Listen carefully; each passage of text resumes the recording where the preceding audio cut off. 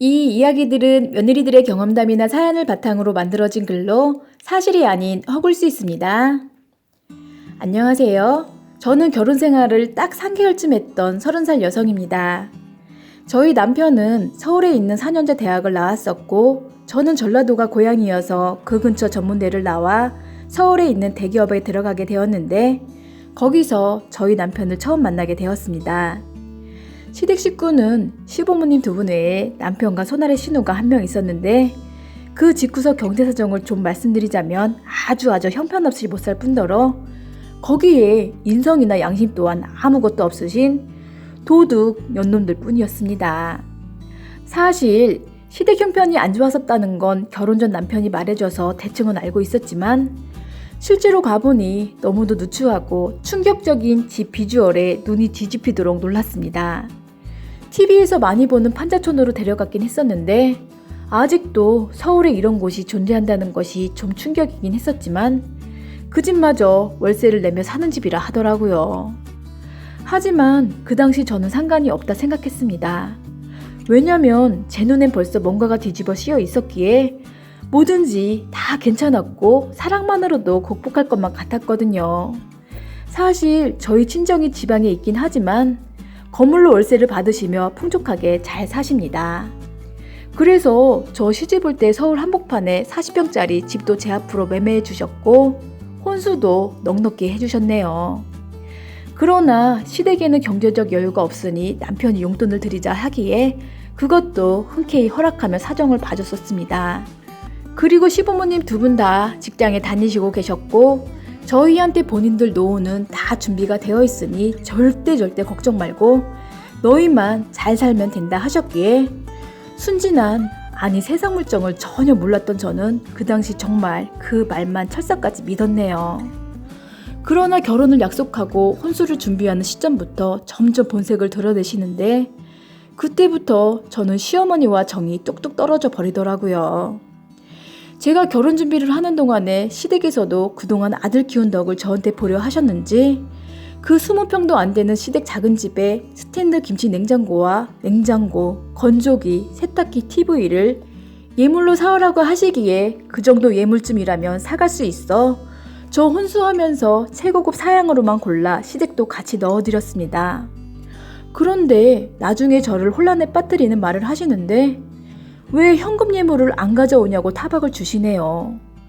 그래서 얼마를 원하시냐 했더니 3천만 원을 가져오라는 어처구니 없는 소리를 하시기에 제가 시댁에 넣어드린 가전제품이 예물 대신이 아니었냐 하고 물어보니 세상천지 그런 예물이 어딨냐며 가전제품을 다시 가져가 반품하고 현금으로 다시 가져오라는 억지 소리를 하더라고요. 이때 진짜 결혼을 엎었어야 했는데 저희 친정엄마께서 보아하니 사돈댁 형편이 많이 어려운 것 같고 가전살림도 다 몇십 년씩 됐다 하니 나중에 저희가 결혼해서 하나씩 바꿔줘야 할 바엔 차라리 지금 한 번에 바꿔주자 하셨고 예물은 예물대로 드리고 현금 예물마저 그냥 드리자 해서 그땐 그렇게 무마되었습니다. 저 예물이요? 시댁에서 하나도 못 받았었습니다. 본인들 사정도 안 됐지만 돈 잘 버는 아들 저한테 줬으니 그걸로 퉁치자 하시며 진심 아무것도 안 주셨고 결혼식 때 들어온 부조금마저 한 푼 안 주시고 입 싹 닫아버리셨네요. 그렇게 부글부글 끓는 가슴을 안고 어렵게 결혼은 했지만 그러나 그 이후 예상치 못한 저의 본격적인 시집살이는 시작되었습니다. 저 퇴근해서 집에 왔더니 연락도 않고 시어머니와 시누이가 저실에 떡하니 앉아 TV를 보며 저를 반겨주시는데 정말 기분이 뭐랄 표현할 수 없을 만큼 더러웠습니다. 그리고 시어머니가 한 번씩 내비치는 말은 정말 가관입니다. 늙은 본인들은 여름에 살이 녹아내릴 정도의 더위 속에 살고 겨울엔 뼈가 시릴 만큼 추운 집에 사는데 너희들은 온수 펑펑 나오고 에어컨 펑펑 틀며 돈 걱정 없이 살아 정말 좋겠다 하시며 한여름이나 추운 겨울엔 한 달씩만이라도 모두 와서 살다 가면 안 되겠냐? 이렇게 부담을 주시는데 저희 모질이 남편은 그 자리에서 저에게 여보만 좋다면 나는 좋으니까 여보가 결정해줘. 이리 눈치 없이 저에게 모두 떠밀어 버립니다. 또 시댁 식구들이랑 다 같이 저녁을 먹는 날이면 시어머니 말씀하시길 에구, 우리는 돈도 없어 김치만 놓고 먹는 날이 태반인데 너희는 매번 볼 때마다 진수성찬을 차려 먹는구나. 너희들 시부모 생각은 안 나디? 하시며 먹던 숟가락을 놓고 눈물을 훔치시네요. 그리고 신우는 아유, 엄마도 며느리 보더니 이제 많이 늙었나 보네. 요즘 자꾸 아프다는 소리도 많아지시고 더 아프기 전 이제 식당도 그만 나가셔. 오빠도 잘 벌고 이제 부잣집 며느리도 생겼는데 오빠 집에 들어와 살아야 하지 않겠어? 언제까지 두 분 그냥 둘 건데 안 그래 오빠?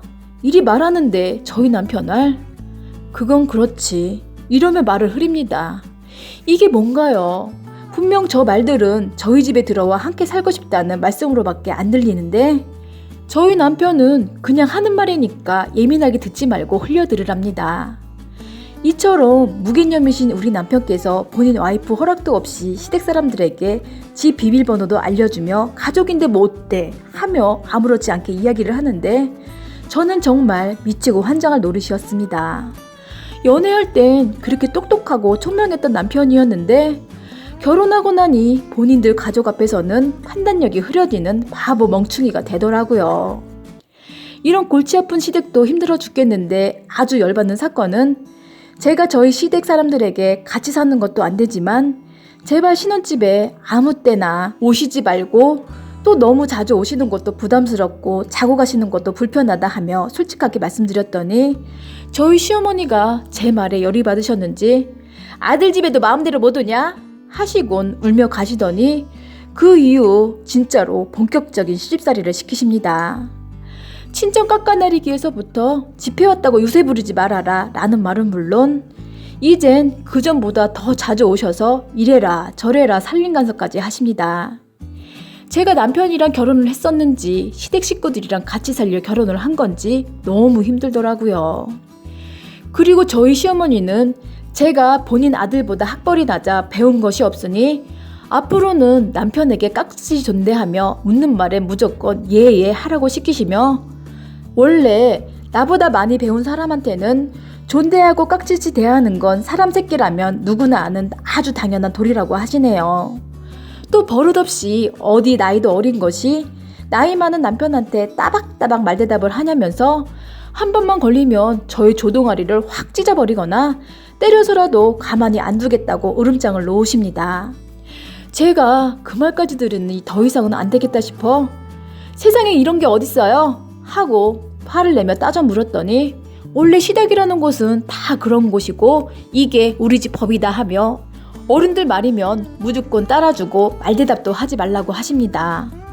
너무도 어처구니도 없고 억지스러웠지만 저런 무식하고 막대먹은 노인네들이랑 무슨 말을 하나요? 제 입만 아프게. 그래서 항상 저에게 앞뒤 못 가리고 반말하는 어린 신우에게 야 신우 너도 니네 엄마 말 잘 들었지?